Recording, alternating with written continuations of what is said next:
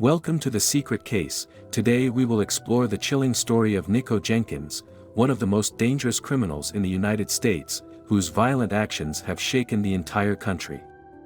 Throughout this video, we will see how Jenkins' difficult childhood, coupled with his psychological problems, led him to a series of brutal crimes that ended the lives of several people. In addition, we will talk about how, despite being in prison, he has managed to gain notoriety on social media, which has made him a disturbing character for many. Join us in this in-depth investigation into the case of Nikko Jenkins, a man who went from being a troubled child to becoming a remorseless killer. If you are interested in the most shocking criminal cases, I invite you to subscribe to our channel, activate notifications, and leave us your comments at the end of the video. This case will not leave you indifferent. Nikko Jenkins' story begins in 1986, when he was born in Omaha, Nebraska, into a family plagued by trouble with the law and a history of violence. From an early age, Jenkins was exposed to a chaotic environment. His family, the Jenkins, was well known for their involvement in criminal activities, with several members involved in organized crime. This deeply influenced the formation of his personality. Jenkins' childhood was marked by abuse, violence, and neglect. From an early age, he was diagnosed with mental disorders, including schizophrenia and bipolar disorder, which further complicated his behavior. By the age of 7, he had already begun to show signs of aggressive behavior, and his history of trouble with the law began to develop at a surprisingly early age. He was expelled from several schools, and at age 11, he had his first serious run-in with the police. As he grew older, Jenkins found himself increasingly drawn into a world of violence and crime. At the age of 14, he was arrested for the first time, marking the beginning of a long list of legal problems that would eventually lead him to become a killer. The lack of a solid family structure and the toxic environment in which he grew up contributed to Jenkins' detour into a life marked by violence. At 16, Nikko Jenkins was sentenced to prison for the first time, having committed a series of minor crimes and assaults. However, it was in prison that his behavior began to worsen. During the 10 years he spent incarcerated, he amassed a violent history, getting into fights with other inmates and displaying erratic behavior that alarmed both guards and other inmates. During his time in prison, Jenkins repeatedly claimed to hear voices. He claimed that the Egyptian god Apophis, the deity of chaos and destruction, commanded him to commit violent acts. These statements raised further concerns about his mental health. Despite his psychiatric history, Nikko was released from prison in August 2013, even though his behavior during his incarceration had been extremely alarming. This was a tragic mistake, as just 10 days after his release, Jenkins began a killing spree that would shock the entire state of Nebraska and leave 4 fatalities in its wake. Nikko Jenkins' release was the prelude to a series of murders that would be committed over a 10-day span. The first occurred on August 11, 2013, when Jenkins murdered Juan Uribe Pena and Jorge Cajiga Ruiz. The 2 men were lured to an isolated area under the pretense of meeting women, but Jenkins brutally murdered them instead. Their bodies were found inside a pickup truck, with multiple gunshot wounds to the head. 3 days later, Jenkins killed his 3rd victim, Curtis Bradford, a childhood acquaintance. What is most shocking about this murder is that just a day before the crime, Jenkins and Bradford had posed together for a photograph on social media, which demonstrates the degree of Jenkins' coldness and manipulation.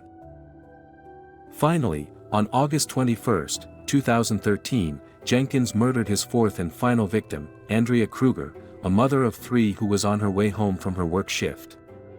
Jenkins kidnapped her, pulled her from her vehicle, and executed her on the street. This final murder was the one that ultimately led to Jenkins' capture, when police tracked down his whereabouts using forensic evidence found at the crime scene. Nikko Jenkins was arrested shortly after the murder of Andrea Kruger, and what followed was a trial that captured media attention across the country. During the trial, Jenkins displayed erratic behavior, claiming that voices in his head had ordered him to commit the murders. Despite psychiatric reports confirming that he was mentally ill, he was declared competent to stand trial. In April 2014, Jenkins confessed to all 4 murders, claiming they were sacrifices to the Egyptian god Apophis. During his testimony, he showed little to no emotion, perplexing many in the courtroom. Despite his insanity plea, he was convicted of the murders and sentenced to death. In May 2017, Jenkins was officially sentenced to capital punishment for all 4 murders. He is currently on death row, where he continues to display erratic behavior and, according to some reports, continues to claim that he is under the influence of dark forces. What is most disconcerting about Nikko Jenkins' case is how he has managed to gain notoriety on social media despite being incarcerated. His strange court appearances, statements about Egyptian gods and erratic behavior have made him a figure of interest to some internet users. On platforms like TikTok and YouTube, there are dozens of videos analyzing her case, while on Instagram and Twitter, some users have glorified her figure, sharing memes and videos about Jenkins. This online fame has been widely criticized by the victim's relatives, who consider it disrespectful to the seriousness of her crimes. Jenkins has also somehow managed to gain access to letters and messages he has sent from prison, which have been leaked online, further increasing his notoriety. This phenomenon raises serious questions about how criminal figures can become popular figures in the age of social media. At this point, it is worth reflecting on an alarming phenomenon: the culture of glorification of crime that has emerged in the digital age. Cases like Nikko Jenkins are not the only ones that have captured the attention of the masses on social media. There is a trend in which dangerous criminals are turned into media icons, either because of their unusual behavior, their appearance, or the particular circumstances of their crimes. Jenkins, for example, has become something of an anti-hero in some online circles. Social media has allowed figures like him to reach an audience that would otherwise have no access to these cases. What is worrying is how some users glorify or even romanticize these criminals, turning them into symbols of rebellion or mysterious and fascinating characters. The creation of memes, fan art and videos about serial killers reflects a morbid curiosity that has always existed, but which today has a massive reach due to digital connectivity. What was once limited to documentaries and reports in traditional media has now become content that anyone can create and consume in a matter of minutes. In the case of Nikko Jenkins, this media notoriety has raised concerns about how access to social media can affect perceptions of crime and its consequences. The danger is that the actions of individuals like Jenkins will be trivialized, potentially leading to a general desensitization to violence and its devastating effects.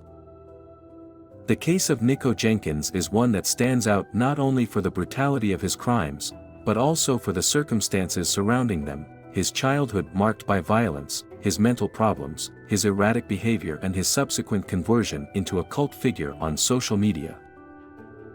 While Nikko Jenkins is currently in prison, awaiting execution on death row, his story continues to resonate in the digital and media realms, reminding us how the justice system, mental health, and media coverage can intertwine in disturbing ways. We invite you to reflect on this case and share your thoughts in the comments. Do you think social media has played a role in the glorification of figures like Nikko Jenkins?